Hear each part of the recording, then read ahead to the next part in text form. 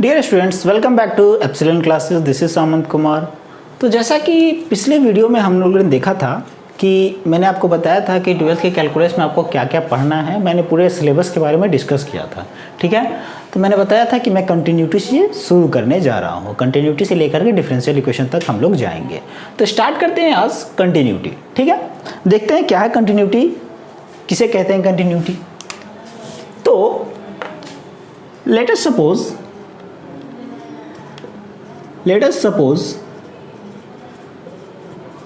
a function fx। let us suppose a function fx, ठीक है। अब एक फंक्शन fx है, मान लेते हैं कि इस फंक्शन का ग्राफ हमें नहीं पता या कोई fx बराबर कुछ दिया होगा तो उसका ग्राफ हम ड्रॉ कर सकते हैं, ठीक है। अगर ग्राफ हम ड्रॉ कर पाएँ तो उससे तो हम इजीली पता कर पाएंगे कि कौन सा फंक्शन कंटिन्यूअस है या कौन सा फंक्शन कंटिन्यूअस नहीं है। लेकिन अगर किसी फंक्शन के ग्राफ के बारे में नहीं पता है, ठीक है, उसे एनालिटिकली चेक करना है, मैथमेटिकली चेक करना है, तो कैसे चेक करेंगे कि कोई भी फंक्शन कंटिन्यूअस होगा या नहीं होगा। तो let us suppose a function fx, ठीक है। वी हैव टू चेक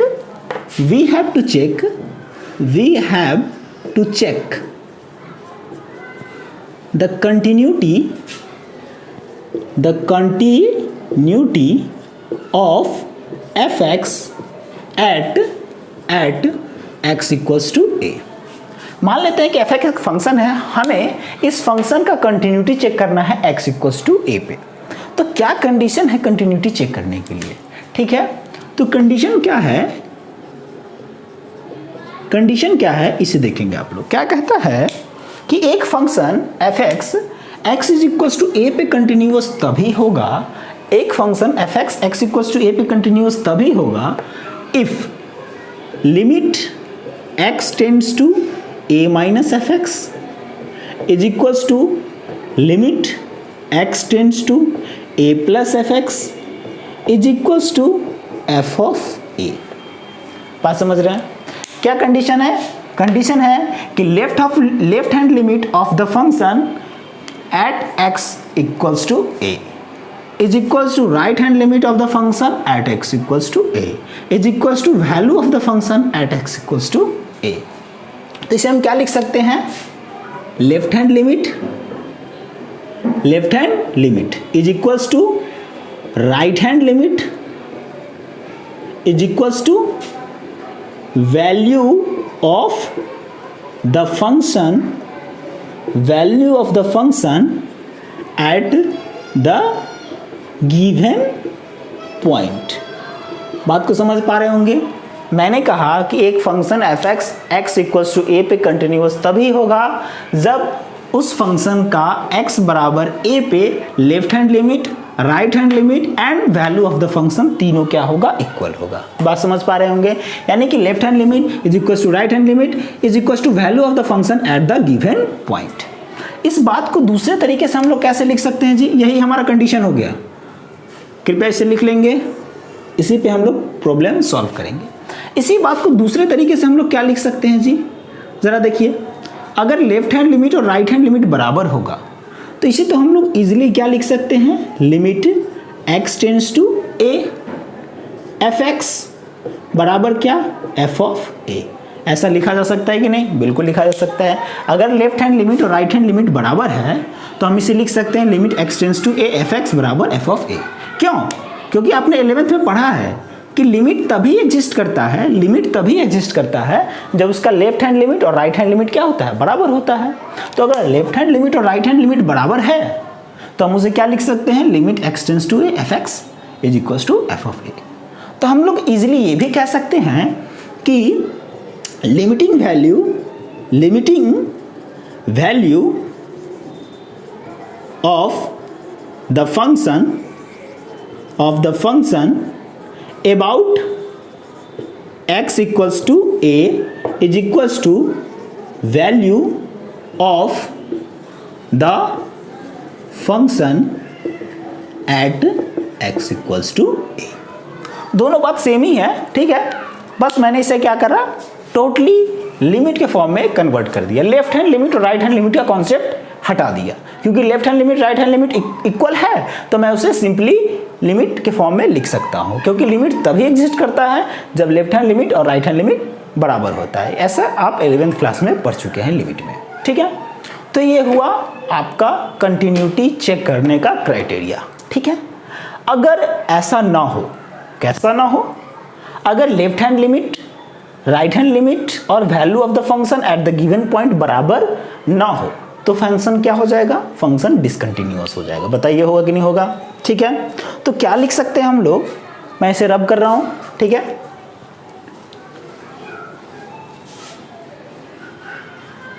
क्या लिखेंगे, if this condition don't hold, अगर ये होल्ड नहीं करता है, ठीक है, then fx is said to be discontinuous at x equals to a। बात समझ रहे हैं। अगर ये कंडीशन होल्ड नहीं कर सकता तो हम कह सकते हैं कि fx x equals to a पे क्या हो जाएगा, डिसकंटिन्यूअस हो जाएगा। बात को समझ रहे हैं, ठीक है, कोई दिक्कत नहीं। चलिए, अगर ये कंडीशन होल्ड नहीं करेगा तो क्या क्या हो सकता है जी। ऐसा हो सकता है कि इन तीनों में से कोई एक एग्जिस्ट ना करे, कोई एक एग्जिस्ट ही ना करे, या तो लेफ्ट हैंड लिमिट एग्जिस्ट ना करे, या तो राइट हैंड लिमिट एग्जिस्ट ना करे, या तो value of the function at the given point exist ना करे। तो डिसकंटिन्यूटी के लिए क्या क्या कंडीशन हो सकता है, condition for discontinuity star mark लगाएंगे, लिखेंगे कंडीशन फॉर डिसकंटिन्यूटी। क्या हो सकता है, क्या पॉसिबिलिटी है। पहली पॉसिबिलिटी क्या है, at least one of the limit x tends to a minus fx, comma limit x tends to a plus fx, comma f of a क्या डोंट एग्जिस्ट, ये एग्जिस्ट ही ना करे। इन तीनों में से कोई एक एग्जिस्ट ही नहीं करेगा तो ये तीनों आपस में बराबर नहीं होंगे। बात समझ रहे हैं। उस केस में हमारा fx क्या हो जाएगा, डिसकंटिन्यूअस हो जाएगा। बात समझ रहे हैं।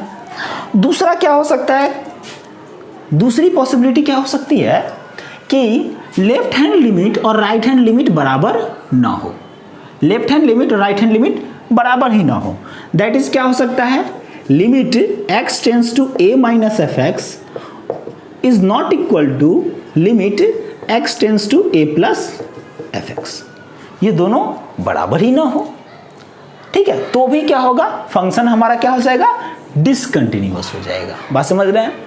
इस टाइप्स के डिसकंटिन्यूटी को हम लोग क्या कहते हैं, non removable discontinuity.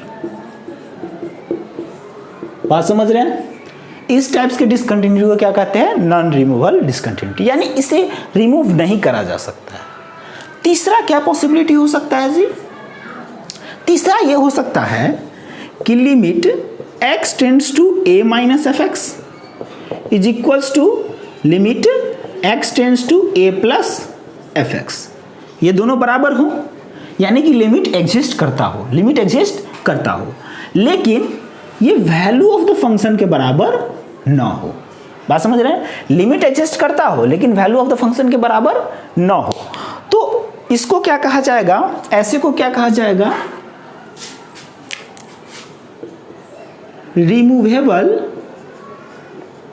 Removable discontinuity. बात समझ रहे हैं, कोई दिक्कत नहीं ना, ठीक है। तो बेसिकली ये तीन क्राइटेरिया हो सकता है कि अगर तीनों बराबर नहीं हैं तो ये हो सकता है कि left hand limit, right hand limit और वैल्यू ऑफ द फंक्शन में से कोई एक एग्जिस्ट ही ना करता हो, या ऐसा हो सकता है कि left hand limit right hand limit के बराबर ना हो, या ऐसा हो सकता है कि left hand limit right hand limit बराबर तो हो लेकिन वो वैल्यू ऑफ द फंक्शन के बराबर ना हो। बात समझ रहे हैं। अगर ऐसा कुछ भी होता है तो फंक्शन हमारा क्या हो जाएगा, फंक्शन हमारा डिसकंटिन्यूअस हो जाएगा। बोलिए, समझ रहे बात को?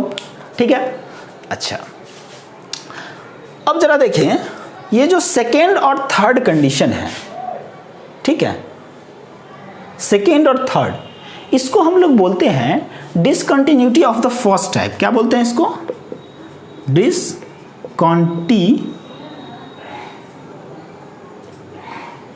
Discontinuity of the first type, second और थर्ड वाले को हम लोग बोलते हैं discontinuity of the first type. यानी अगर आपसे कोई पूछता है, अगर यानी आपके सामने अगर कोई क्वेश्चन आता है और वो क्वेश्चन में क्या है कि फंक्शन डिसकंटिन्यूअस है, फंक्शन डिसकंटिन्यूअस है, और अगर वो इन दोनों में से किसी एक क्राइटेरिया को फॉलो करते हुए डिसकंटिन्यूअस हो रहा है, तो उसको कहा जा सकता है कि उसकी डिसकंटिन्यूटी किस टाइप की है? Of the first type. और ये जो आपका पहला कंडीशन है, ये जो फर्स्ट कंडीशन है आपके पास, ये जो फर्स्ट कंडीशन आप देख रहे हैं, इसको हम लोग बोलते हैं discontinuity of the second type. क्या बोलते हैं इसको? इसको कहेंगे discontinuity of the second type. ये क्या है आपका? Discontinuity of the second type. Second third वाले को बोलेंगे discontinuity of the first type, और फर्स्ट वाले को बोलेंगे discontinuity of the second type. ठीक है, तो कभी कभी आपसे क्वेश्चन ऐसे भी पूछ लिया जाता है कि क्वेश्चन दे दिया जाएगा, ठीक है, और वो क्या होगा? डिसकंटिन्यूअस होगा, फंक्शन क्या होगा उसमें का? डिसकंटिन्यूअस होगा, और आपसे पूछ लिया जाएगा कि डिसकंटिन्यूटी किस टाइप का डिसकंटिन्यूटी है। ठीक है, तो अगर उस फंक्शन में कोई भी एग्जिस्ट नहीं कर रहा हो, एटलीस्ट कोई भी एक भी एग्जिस्ट नहीं कर रहा हो, that is limit x tends to a minus f x exist नहीं कर रहा हो, तो वो क्या हो जाएगा? Discontinuity of the second type. बात को समझ पा रहे होंगे? मैं फिर एक बार इजिली एक्सप्लेन करता हूं कि अगर डिसकंटिन्यूटी में तीनों में से कोई एक एग्जिस्ट नहीं करता है तो क्या हो जाएगा? Discontinuity of the second type. ठीक है, और इन दोनों कंडीशंस में से कोई एक भी होल्ड करता है तो क्या हो जाएगा? Discontinuity of the first type. बात समझ रहे हैं? जब क्वेश्चन आएगा तो वहां पे हम लोग क्वेश्चन देखेंगे इसको। ठीक है, चलते हैं ग्राफिकल मेथड ऑफ कंटिन्यूटी पे चलते हैं। What is the graphical method of continuity? Graphical meaning of continuity. Continuity का ग्राफिकल मीनिंग क्या होगा और डिसकंटिन्यूटी का ग्राफिकल मीनिंग क्या होगा, इसको हम लोग देखते हैं।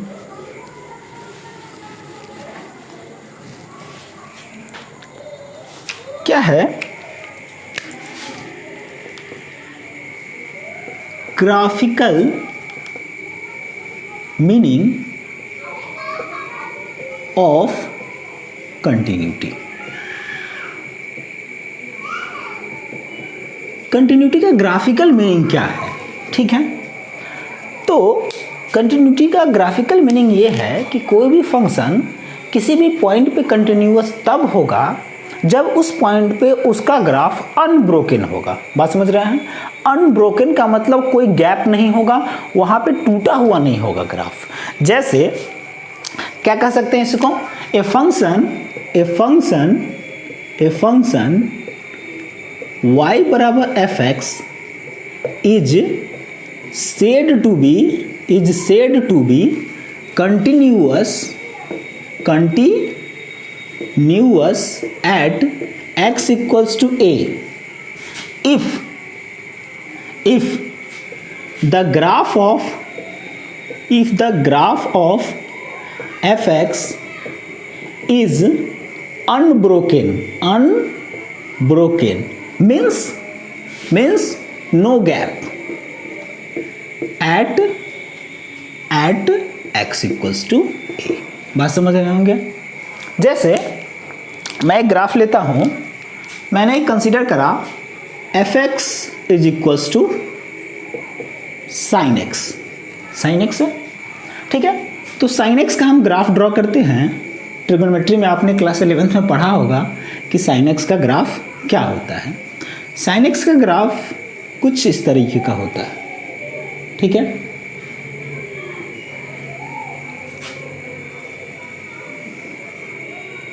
ओके, जिसका हाइट क्या होता है? साइन एक्स के ग्राफ का हाइट क्या होता है? मैक्सिमम हाइट +1 जाता है और मिनिमम हाइट कितना जाता है? -1।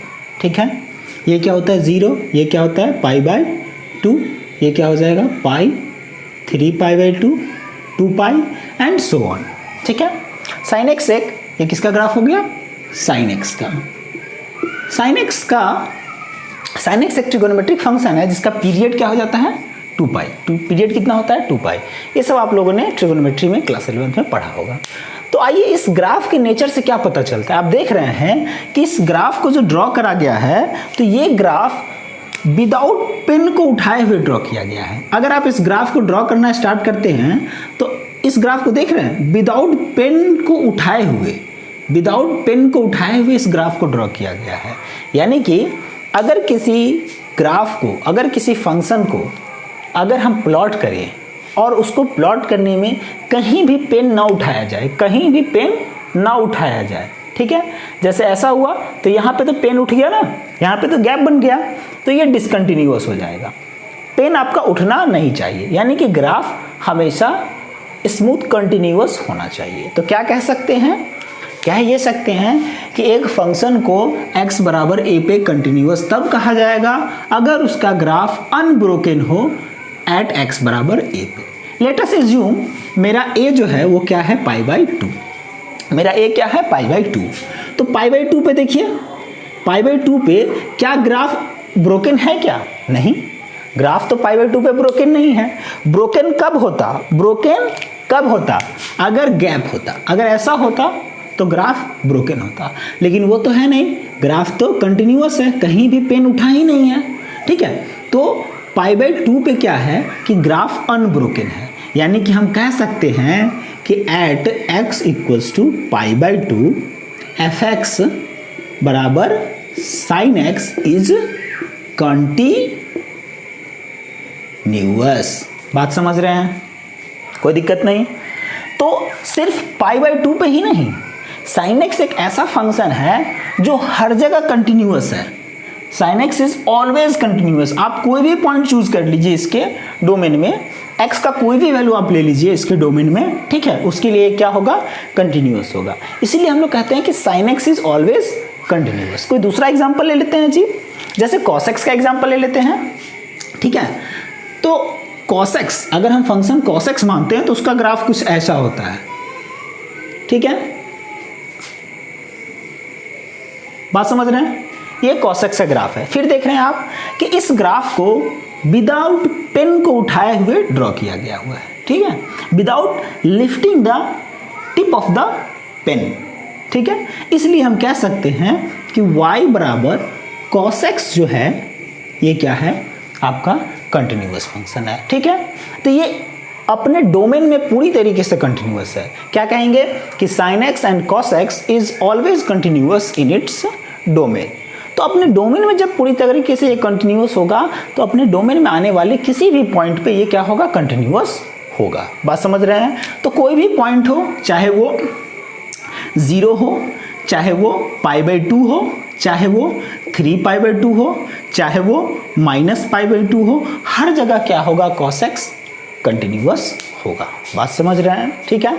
कोई और एग्जांपल ले लेते हैं, मॉड एक्स। क्या ले लेते हैं जी? Mod x.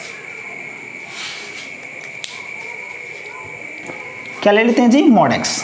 मैं थोड़ा इधर रब कर रहा हूं, ठीक है। मैं एक एग्जांपल लेता हूं, y बराबर मॉड एक्स, ठीक है। तो मॉड एक्स का जो हम ग्राफ ड्रॉ करते हैं तो मॉड एक्स का ग्राफ कुछ ऐसा होता है, ठीक है। तो मॉड एक्स का जब हम ग्राफ ड्रॉ करें, देखिए इसमें कहीं भी कोई गैप है क्या? नहीं, कहीं भी कोई भी गैप नहीं है। विदाउट पेन को उठाए हुए इस ग्राफ को ड्रॉ करा गया है, विदाउट पेन को उठाए हुए इस ग्राफ को ड्रॉ करा गया है, ठीक है। तो हम कह सकते हैं कि मॉड एक्स क्या है? Always continuous. ऑलवेज कंटिन्यूअस है, इसका मतलब वो 0 पे भी कंटिन्यूअस है, वो 1 पे भी कंटिन्यूअस है, वो -1 पे भी कंटिन्यूअस है। तो कह सकते हैं कि fx बराबर mod x is always continuous. कुछ भी मॉड x -1 का ही अगर हम ग्राफ ड्रॉ कर ले वो भी कंटिन्यूअस होगा। मॉड x -1 क्या होगा? मॉड x -1 का ग्राफ जी कुछ ऐसा, कुछ ऐसा।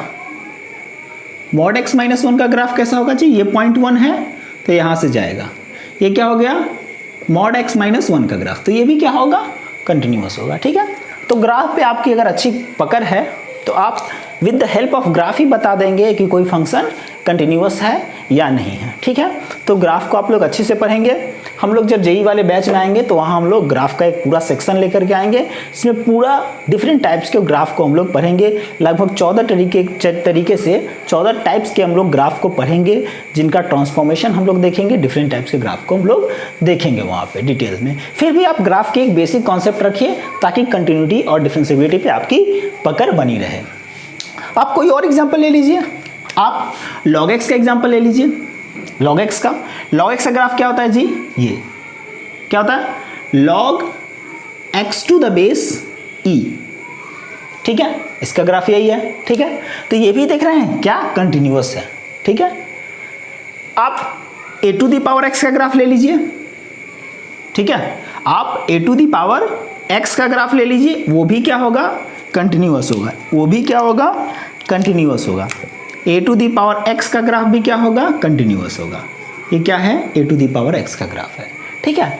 तो आगे हम लोग कंटिन्यूटी में लगभग 10 से 12 थ्योरम्स पढ़ेंगे, जिसमें हम लोग जानेंगे कि कौन कौन सा फंक्शन ऑलवेज कंटिन्यूअस होता है, ठीक है। जैसे पोलिनोमियल फंक्शन ऑलवेज कंटिन्यूअस होता है, ट्रिगोनोमेट्रिकल फंक्शन ऑलवेज कंटिन्यूअस होता है, एक्सपोनेंशियल फंक्शन ऑलवेज कंटिन्यूअस होता है, लॉगरिथमिक फंक्शन ऑलवेज कंटिन्यूअस होता है, मॉडुलस फंक्शन ऑलवेज कंटिन्यूअस होता है, ठीक है।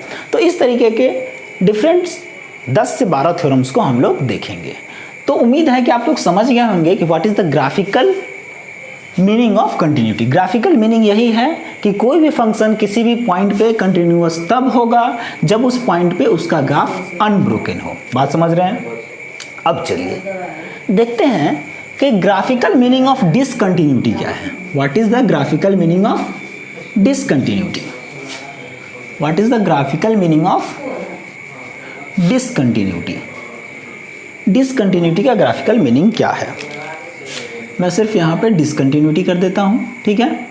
ग्राफिकल मीनिंग ऑफ डिसकंटिन्यूटी, कोई दिक्कत? तो क्या कहते हैं? A function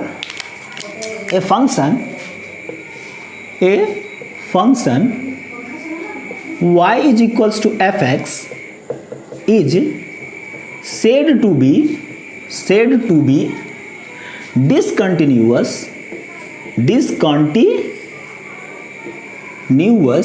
at x equals to a if the graph of the function is broken मतलब gap at x equals to a। बात समझ रहे हैं कि कोई भी function x equals to a पे डिसकंटिन्यूअस तब होगा जब उसका graph x equals to a पे क्या हो? ब्रोकन हो। क्या हो? ब्रोकन हो। तो एक एग्जांपल लेते हैं, देखते हैं कि क्या हो सकता है डिसकंटिन्यूटी। लेट अस सपोज हमने एक फंक्शन माना fx equals to tan x एक फंक्शन लिए। तो tan x का ग्राफ क्या होता है? बचपन में हम लोग पढ़े थे कि tan x का ग्राफ कुछ ऐसा होता है।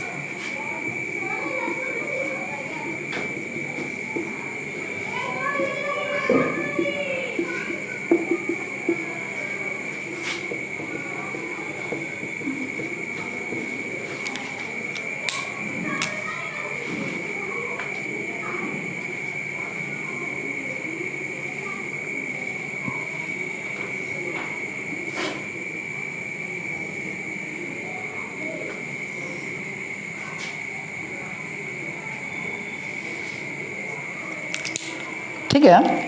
तो tan x का ग्राफ कैसा होता है जी? ऐसा, ठीक है। कैसा होता है tan x का ग्राफ?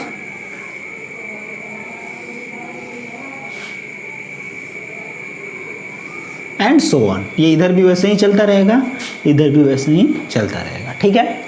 तो tan x के ग्राफ को आपको देखने से क्या पता चलता है कि अगर मैं बात करूं कि ओपन इंटरवल -π/2 से +π/2, क्या?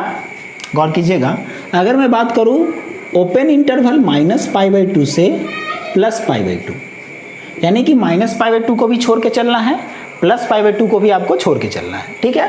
तो ओपन इंटरवल -π/2 से +π/2 की अगर हम बात करें तो इसमें दिख रहा है कि इस ग्राफ को विदाउट पेन को उठाए हुए बनाया गया है, इस ग्राफ को विदाउट पेन को उठाए हुए बनाया गया है। तो हम कह सकते हैं कि in open interval -π/2 to +π/2 fx बराबर tan x इज कंटिन्यूअस। बात समझ रहे हैं? लेकिन अगर मैं a बराबर π/2 पे डिस्कस करूं, अगर हम a बराबर π/2 पे डिस्कस करें तो हम देखेंगे कि a बराबर π/2 पे tan x क्या है? अनडिफाइन है। tan x क्या है? अनडिफाइन है। ठीक है, एट a बराबर π/2 fx बराबर tan x इज अनडिफाइन। बात समझ रहे हैं? अनडिफाइन है क्योंकि π/2 पे क्या है, एक तरफ से tan x जो है उसका वैल्यू क्या प्लस इन्फिनिटी को अप्रोच कर रहा है। ठीक है, अगर हम इधर से जाएं और हम इधर से जाएं, यानी कि अगर हम लेफ्टवर्ड अप्रोच करें और राइटवर्ड अप्रोच करें एक ही तरफ, तो हम देखेंगे कि एक बार हमें प्लस इन्फिनिटी वैल्यू मिल रहा है, एक बार हमें माइनस इन्फिनिटी वैल्यू मिल रहा है। यानी कि एट x इक्वल्स टू π/2 पे tan x क्या है? अनडिफाइन है। ठीक है, तो अगर tan x बराबर π/2 पे अनडिफाइन है तो वहाँ पे ग्राफ क्या होगा? ब्रोकन होगा। ग्राफ क्या होगा? ब्रोकन होगा। तो हम कह सकते हैं कि एट x बराबर, कहा जा सकता है कि एट x बराबर π/2 tan x इज डिसकंटिन्यूअस। बोलिए कोई दिक्कत ना? क्योंकि π/2 पे tan x का ग्राफ जो है, tan x का वैल्यू जो है, tan x जो है क्या आता है? प्लस इन्फिनिटी पे आ जाता है, माइनस इन्फिनिटी पे आ जाता है। ठीक है, यानी कि अनडिफाइन हो जाता है। तो हम कह सकते हैं कि fx जो है, fx बराबर tan x बराबर π/2 पे क्या होगा? डिसकंटिन्यूअस होगा। सिमिलरली 3π/2 पे भी डिसकंटिन्यूअस होगा और -3π/2 पे भी डिसकंटिन्यूअस होगा, -π/2 पे भी tan x का ग्राफ डिसकंटिन्यूअस होगा। इसीलिए हम कहते हैं कि tan x का ग्राफ जो है वो ऑलवेज कंटिन्यूअस होगा इन इट्स डोमेन। क्यों? क्योंकि tan x का डोमेन क्या है जी? हम क्या लिखते हैं? fx बराबर tan x। ठीक है, for all real values of x, negation क्या? Except 2n + 1 π/2 where n is integer. बात समझ रहे हैं? यानी कि 2n + 1 π/2 tan x के डोमेन में नहीं आता है। तो जब tan x के डोमेन में नहीं आता है तो इसी सारे पॉइंट्स पे तो tan x अनडिफाइन है, इसी सारे पॉइंट्स पे तो tan x जो है वो डिसकंटिन्यूअस है। तो अगर इन सारे पॉइंट्स को अगर हम इंक्लूड ना करें तो हम कह सकते हैं कि tan x जो है वो अपने डोमेन में क्या होगा? कंटिन्यूअस होगा। आप रख के देख लो ना, n का वैल्यू 1 रखो तो 3π/2 आ जाएगा। देखो 3π/2 आ जाएगा। -1 रख के देखो तो -π/2 आ जाएगा। n का डिफरेंट वैल्यूज अगर आप रखोगे तो आपको -3π/2, -π/2 प्लस π/2 और 3π/2 डिफरेंट वैल्यूज आपको मिलेंगे। तो हम कह सकते हैं कि tan x जो है वो अपने डोमेन में कंटिन्यूअस है। सिमिलरली हम लोग ये कह सकते हैं कि cot x भी अपने डोमेन में कंटिन्यूअस है। ठीक है, sec x भी अपने डोमेन में कंटिन्यूअस है और cos x भी अपने डोमेन में कंटिन्यूअस है। इसको हम आगे थ्योरम्स में भी देखेंगे। तो उम्मीद है कि आप समझ पाए होंगे कि डिसकंटिन्यूटी का ज्योमेट्रिकल मीनिंग क्या है ना। कोई भी फंक्शन किसी भी पॉइंट पे डिसकंटिन्यूअस तब कहा जाएगा जब उसका ग्राफ उस पॉइंट पे क्या होगा? ब्रोकन होगा। ठीक है, तो मैंने आपको सारे कॉन्सेप्ट्स बता दिए। अब आते हैं हम लोग क्वेश्चन सेशन की ओर। ठीक है, देखते हैं कि इसके क्वेश्चंस को हम लोग कैसे सॉल्व कर पाएंगे। ठीक है, show that fx is equals to x² is continuous at x is equals to 3। क्या शो करना है हमें शो करना है कि fx इक्वल्स टू x² क्या है? x इक्वल्स टू 3 पे कंटिन्यूअस है। ठीक है, तो सॉल्यूशन हमें क्या करना होता है जी? हमें क्या निकालना होता है कि limit x tends to a minus fx is equals to limit x tends to a plus fx is equals to f of a। यही ना निकालना होता है। अगर हम इसे प्रूफ कर देंगे, अगर ये तीनों इक्वल आ गया तो हम कह सकते हैं कि f(x) जो है वो x = 3 पे कंटिन्यूअस है। तो आइए करते हैं, पहले हम f(3) का वैल्यू निकाल लेते हैं। f(3) क्या हो जाएगा जी? 3 का स्क्वायर कितना हो जाएगा? 9 हो जाएगा, ठीक है। उसके बाद निकालते हैं limit x tends to a minus f(x), limit x tends to a minus f(x), तो क्या हो जाएगा जी? इसको क्या लिखा जा सकता है? Limit h tends to 0 f(x minus h), लिख सकते हैं कि नहीं लिख सकते हैं? लिमिट में आप लोग इस कंसेप्ट को पढ़े होइएगा, उसे डिस्कस नहीं करते हैं, ठीक है। अब हम इसे क्या लिख सकते हैं? lim h tends to 0 f(x minus h) क्या हो जाएगा जी? f(x) x स्क्वायर है, तो f(x माइनस h) क्या हो जाएगा? x माइनस h का होल स्क्वायर। अब h की जगह पे 0 पुट करेंगे तो क्या आ जाएगा हमारे पास? x स्क्वायर, ठीक है। Sorry okay, we have to find, यहाँ निकालते हैं limit x tends to 3 minus, क्या है? 3 माइनस, तो ये कितना हो जाएगा? 3 माइनस h, ये कितना हो जाएगा? 3 माइनस h, ये कितना हो जाएगा? 3 का स्क्वायर, कितना हो गया? 9, ठीक है। तो लेफ्ट हैंड लिमिट कितना आ गया? 9। अब चलिए राइट हैंड लिमिट निकाल लेते हैं, कहाँ पे? अबाउट 3 के। तो limit x tends to 3 plus f(x) क्या हो जाएगा? Limit h tends to 0 f(3 plus h) क्या हो जाएगा जी? Limit h tends to 0 3 plus h का होल स्क्वायर। h का वैल्यू 0 रखेंगे, फिर से 3 का स्क्वायर, कितना आ गया? 9। तो हम देख रहे हैं कि left hand limit is equals to right hand limit is equals to value of the function. ये तीनों बराबर आ गया कि नहीं आ गया? आ गया। तो लिखेंगे लास्ट में कि lim x tends to 3 minus f(x) is equals to lim x tends to 3 plus f(x) is equals to f(3). So f(x) is continuous at x equals to 3। बात सही है? ठीक है, समझ पा रहे होंगे। चलते हैं हम लोग नेक्स्ट क्वेश्चन की ओर, आप इसे पॉज कर कॉपी कर लेंगे। तो एक क्वेश्चन हमारे सामने है कि so that f(x) is equals to greatest integer x plus 2 is not continuous at x equals to n, where n is an integer, जहां n क्या है? एक इंटीजर है। तो ग्रेटेस्ट इंटीजर से आप लोग पहले परिचित होंगे कि ग्रेटेस्ट इंटीजर क्या होता है। जैसे मैं एक नंबर लाइन ड्रॉ करता हूँ, ये 0 है, ये 1 है, ये 2 है, ये 3 है, ये -1, -2, -3, ठीक है। तो 0 से 1 के बीच में कोई भी नंबर होगा उसका ग्रेटेस्ट इंटीजर 0 होगा, 1 से 2 के बीच में कोई भी नंबर होगा उसका ग्रेटेस्ट इंटीजर 1 होगा, 2 से 3 के बीच में कोई भी नंबर होगा उसका ग्रेटेस्ट इंटीजर 2 होगा, 0 से 1 के बीच में कोई भी नंबर होगा उसका ग्रेटेस्ट इंटीजर -1, -1 से -2 के बीच में किसी भी नंबर का ग्रेटेस्ट इंटीजर -2 और -2 से -3 के बीच में कोई भी नंबर होगा उसका ग्रेटेस्ट इंटीजर -3, यानी कि एंड सो ऑन। यानी कि ग्रेटेस्ट इंटीजर जो होगा किसी भी फ्रैक्शन का या किसी भी डेसिमल का, वो क्या होगा? उससे जस्ट पहला वाला इंटीजर, उससे जस्ट पहले वाला इंटीजर होगा, ठीक है। तो हम ऐसा लिख सकते हैं कि ग्रेटेस्ट इंटीजर x।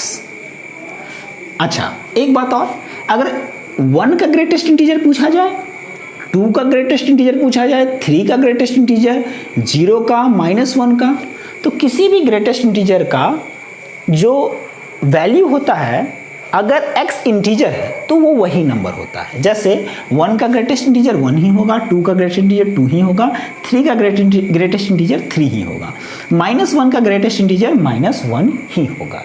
यानी कि ग्रेटेस्ट इंटीजर ऑफ x बराबर x होगा if x belongs to integer. लेकिन यही x -1 हो जाएगा if x do not belongs to integer. बात समझ रहे हैं? तो आइए इस कॉन्सेप्ट पे इस क्वेश्चन को करने की कोशिश करते हैं। क्वेश्चन क्या कह रहा है कि f(x) हमारे पास क्या है? f(x) हमारे पास है ग्रेटेस्ट इंटीजर x प्लस 2, ठीक है। तो 2 तो पहले से इंटीजर है, तो हम इसे क्या लिख सकते हैं? By property greatest integer x plus 2 लिखा जा सकता है ऐसा। अब बताइए कहाँ कह रहा है? At x equals to n पे दिखाना है कि वो क्या है? नॉट कंटिन्यूअस है, ठीक है। x इक्वल्स टू n पे, जहाँ n क्या है? एक इंटीजर है, ठीक है। तो f ऑफ n निकाल लेते हैं। क्या निकाल लेते हैं? f of n। तो f ऑफ n क्या हो जाएगा जी? Greatest integer n plus 2। ठीक है, चूंकि n एक इंटीजर है और अगर इंटीजर होता है तो उसका ग्रेटेस्ट इंटीजर वही होता है। ठीक है, तो ग्रेटेस्ट इंटीजर n, चूंकि n इंटीजर है तो ये n ही रह जाएगा और वैल्यू कितना आ जाएगा? n plus 2। समझ रहे बात को? अब चलते हैं limit x tends to n minus f of x। ठीक है, n के अबाउट लेफ्ट हैंड लिमिट देखते हैं। ठीक है, तो क्या हो जाएगा? Limit h tends to 0 f of क्या हो जाएगा जी? n minus h। ठीक है, तो इसे हम लोग क्या लिख सकते हैं? लीन h टेंड्स टू 0। ठीक है, f of n minus h है तो क्या हो जाएगा? Greatest integer n minus h plus 2। Greatest integer n minus h plus 2। अब आप बताएं, चूंकि n एक इंटीजर है उसमें से एक स्मॉल क्वांटिटी h क्या है? Tending to 0। अगर उसमें से एक काफ़ी स्मॉल नंबर घटा लिया जाए तो उसका ग्रेटेस्ट इंटीजर क्या होगा? जस्ट उससे पहले वाला integer, that is n minus 1 plus कितना? 2। तो ये रिजल्ट कितना आ गया आपका? n plus 1। हम इससे आगे का काम नहीं करेंगे, हम राइट हैंड लिमिट n के अबाउट में नहीं निकालेंगे। क्यों नहीं निकालेंगे? क्योंकि डिसकंटिन्यूटी प्रूफ करने के लिए यही काफ़ी है कि left hand limit value of the function के बराबर नहीं है। Left hand limit n plus 1 है और value of the function n plus 2 है। तो चूंकि दोनों आपस में बराबर नहीं है तो हम कह सकते हैं कि फंक्शन जो है वो x इक्वल्स टू n पे डिसकंटिन्यूअस है। तो क्या लिख सकते हैं? चूंकि since limit x tends to n minus f x is not equal to f of n, इसलिए f x is not continuous या डिसकंटिन्यूअस। नॉट कंटिन्यूअस या discontinuous at x equals to n। बात समझ रहे हैं? Where n is an integer. कोई दिक्कत नहीं। तो मूव करते हैं हम लोग अगले नेक्स्ट क्वेश्चन की ओर। ठीक है, तो हमारे पास एक नेक्स्ट क्वेश्चन है। देखिए जरा क्वेश्चन क्या कह रहा है। क्वेश्चन कह रहा है कि so that f x equals to x if x is an integer. जब x इंटीजर है तो वैल्यू कितना है? x है। x जब इंटीजर नहीं है तो वैल्यू कितना है? 0। ठीक है, तो हमें प्रूफ करना है, दिखाना है कि ये डिसकंटिन्यूअस है at each integral value of n। n के प्रत्येक इंटीग्रल वैल्यू के लिए ये फंक्शन क्या है? डिसकंटिन्यूअस है। ठीक है, तो मान लेते हैं, लेट अस assume,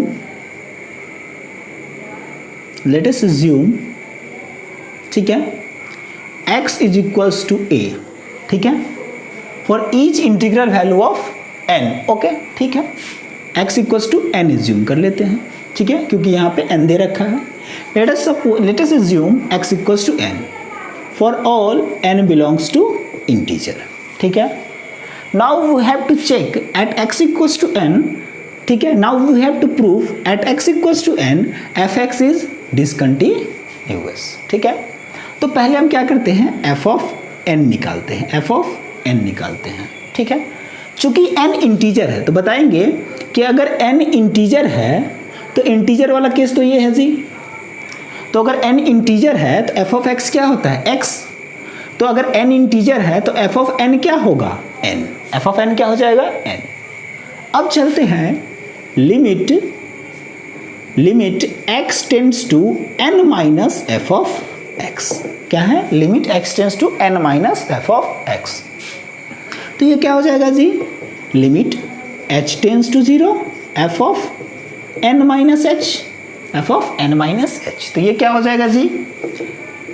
अच्छा, अब यहाँ देखिए जरा, गौर करने वाली बात है कि लिमिट h टेंड्स टू 0, अगर x इंटीजर नहीं है, if x is not an integer, अगर x इंटीजर नहीं है तो वैल्यू क्या हो जाता है? 0। तो आप हमें बताएं n माइनस h क्या इंटीजर होगा? चूंकि n तो इंटीजर था, n क्या था, इंटीजर था, लेकिन n में से अगर कोई छोटा सा नंबर घटा लेते हैं तो क्या ये इंटीजर रह जाएगा? बिल्कुल नहीं रहेगा। 1 तो एक नंबर है, लेकिन 1 में से 0.0001 घटा लेंगे तो क्या ये इंटीजर रहेगा? नहीं रहेगा ना। तो जब ये इंटीजर नहीं है तो इसकी वैल्यू क्वेश्चन में कितनी दे रखी है? 0 दे रखी है। तो लिमिट s टेंड्स टू 0 का वैल्यू कितना हो जाएगा? 0। बात समझ रहे हैं? तो देखिए जरा f ऑफ n पे वैल्यू कितना है? n, लेकिन limit x tends to n minus f of x कितना आ गया? 0 आ गया। यानी कि left hand limit is not equal to the value of the function at x equals to n। बात समझ रहे हैं? इसलिए हम कह सकते हैं कि x इक्वल्स टू n पे जो फंक्शन है वो क्या है? डिसकंटिन्यूअस है। तो क्या लिखेंगे? चूंकि limit x tends to n minus f of x is not equal to f of n, so fx is discontinuous at x equals to n where n is integer। कोई दिक्कत? इजी है, काफ़ी easy है, ठीक है। तो next move करते हैं हम लोग अपने नेक्स्ट क्वेश्चन की ओर। उम्मीद है आपको समझ में आ रहा होगा कि so that fx equals to the function fx equals to x by mod x when x is not equal to 0 and 1 when x is equals to 0 is discontinuous at x equals to 0। हमें proof करना है कि दिया गया function x equals to 0 पे क्या है? Discontinuous है, ठीक है। तो आइए देखते हैं क्या कर सकते हैं। पहली बात तो वैल्यू ऑफ द फंक्शन निकालना होगा 0 पे, यानी f ऑफ 0 निकालना होगा। तो f ऑफ 0 x बराबर 0 पे फंक्शन का वैल्यू कितना है? 1 है। क्लियर है? f ऑफ 0 कितना आ गया? 1। अब चलते हैं हम लोग lim x tends to 0 minus fx पे चलते हैं। अच्छा, 0 माइनस कहाँ से पता करेंगे? x 0 नहीं है, इसका मतलब या तो x 0 से बड़ा है या तो x 0 से छोटा है। यानी कि 0 माइनस और 0 प्लस वाला दोनों कंडीशन इसी के अंदर है। बात समझ रहे हैं? अच्छा, यहाँ पे एक टर्म है हमारे पास mod x। आप जानते हैं कि mod x is equals to x होता है if x is greater than equal to 0 and mod x equals to minus x होता है if x is less than 0। ठीक है, तो lim x tends to 0 minus f of x क्या हो जाएगा? lim x tends to 0 minus x by mod x। बात समझ रहे हैं? अब देखिए जरा इसे क्या लिख सकते हैं? lim x टेंड्स टू 0, जब x निगेटिव होता है, तो mod x क्या होता है जी? माइनस x होता है। तो चूंकि यहाँ x निगेटिव है तो mod x को हम क्या लिख सकते हैं? माइनस x लिख सकते हैं। तो ये क्या हो जाएगा? x by minus x। Result कितना आ गया हमारे पास? -1। क्या अब हमें आगे करने की ज़रूरत है? कोई ज़रूरत नहीं है, क्योंकि 0 पे जो वैल्यू ऑफ द फंक्शन है वो 1 है और 0 के अबाउट जो लेफ्ट हैंड लिमिट है वो कितना है? -1 है। क्या दोनों बराबर है? नहीं है। तो लिख सकते हैं कि चूंकि lim x tends to 0 minus fx is not equal to f of 0, so fx is discontinuous at x equals to 0। बात समझ रहे हैं? लिख लेंगे इस बात को, ठीक है। तो उम्मीद है आप लोगों को समझ में आ रहा होगा, कुछ कॉन्सेप्ट क्लियर हो रहा होगा कंटिन्यूटी के बारे में। चलते हैं हम लोग अपने नेक्स्ट क्वेश्चन की ओर। नेक्स्ट क्वेश्चन है हमारे पास fx is equals to 1 minus cos 2x by 2x square when x is not equal to 0 and k when x equals to 0। fx कह रहा है 1 minus cos 2x by 2x square जब x 0 नहीं है और k जब x क्या है? 0 है। तो ये कह रहा है कि ये कंटिन्यूअस है। कहाँ पे कंटिन्यूअस है? एट x इक्वल्स टू 0 पे कंटिन्यूअस है। तो आपको क्या फाइंड आउट करना है? k का वैल्यू फाइंड आउट करना है। यहाँ पे आपसे ये नहीं कहा गया है कि आप प्रूफ कीजिए कि दिया गया फंक्शन 0 पे कंटिन्यूअस है। ये क्वेश्चन में दे रखा है कि ये फंक्शन 0 पे कंटिन्यूअस है। तो कंटिन्यूअस है इसका मतलब क्या? क्वेश्चन खुद ब खुद कह रहा है कि left hand limit about x equals to 0 is equals to right hand limit about x equals to 0 is value of the function at x equals to 0। तीनों आपस में बराबर होंगे क्योंकि वो कंटिन्यूअस कह रहा है, ठीक है। तो इस चीज को हम अप्लाई करेंगे तो वहां से हम k का वैल्यू फाइंड आउट कर सकते हैं। देखिए कैसे, क्वेश्चन में कह रहा है कि ये कंटिन्यूअस है। कहां पे कंटिन्यूअस है? 0 पे कंटिन्यूअस है, ठीक है। तो हम लिख सकते हैं कि lim x tends to 0 minus f x is equals to lim x tends to 0 plus f x is equals to f of 0। ऐसा लिखा जा सकता है कि नहीं लिखा जा सकता है? क्योंकि क्या है? कंटिन्यूअस है। कंटिन्यूअस का यही तो क्राइटेरिया है, यही तो डिफिनीशन है, ठीक है। तो अब देखिए जरा 0 माइनस 0 प्लस, अच्छा 0 माइनस 0 प्लस दोनों कहाँ आएगा? इसी में आएगा, ठीक है। ये कोई एक इजी फंक्शन है, ये एक सिंपल फंक्शन है। तो मैं क्या करता हूँ कि 0 माइनस नहीं निकालता हूँ, 0 प्लस नहीं निकालता हूँ, ठीक है। क्योंकि मुझे पता है कि 0 माइनस पे भी वही वैल्यू आने वाला है और 0 प्लस पे भी वही वैल्यू आने वाला है। यानी कि मेरा कहने का मतलब ये है कि 0 पे इस फंक्शन का 1 minus cos 2x by 2x square का लिमिट एग्जिस्ट करता है। जब लिमिट एग्जिस्ट करता है तो क्यों लेफ्ट हैंड लिमिट और राइट हैंड लिमिट फालतू में निकालें? बात समझ रहे हैं? ऐसा क्वेश्चन आपने 11th में काफ़ी बनाया होगा, ठीक है। तो हम क्या करते हैं, लेफ्ट हैंड लिमिट और राइट हैंड लिमिट दोनों अलग अलग नहीं निकालते हैं। आप अलग अलग निकालेंगे, फिर लिमिट h टेंड्स टू 0 लेना होगा, f ऑफ 0 माइनस h लेना होगा, यहाँ limit h tends to 0 f of 0 plus h लेना होगा। तो उतने बड़े झंझट से बचने के लिए हम डायरेक्ट क्या लिख दें इसे, lim x tends to 0 f of x is equals to क्या? f ऑफ 0, ऐसा लिखा जा सकता है, ठीक है। अब आइए यहाँ पे देखिए जरा, lim x tends to 0, f of x क्या है? f ऑफ x क्या है जी? 1 माइनस कॉस 2x क्या है? 1 minus cos 2x by 2x square, कोई दिक्कत नहीं। और f ऑफ 0 पे फंक्शन की वैल्यू कितनी है? k, ठीक है। तो अब हमें क्या सॉल्व करना रहा? सिर्फ हमें लिमिट तो ही सॉल्व करना है, तो सॉल्व कर लेते हैं। lim x tends to 0, 1 minus cos theta क्या होता है जी? 1 माइनस कॉस थीटा क्या होता है? या 1 माइनस कॉस थीटा क्या होता है? 2 sine square theta by 2, angle half हो जाता है। तो 1 माइनस कॉस 2x क्या लिख सकते हैं? 2 साइन स्क्वायर x लिख सकते हैं कि नहीं लिख सकते हैं? बाई नीचे में क्या है? 2x square is equals to k।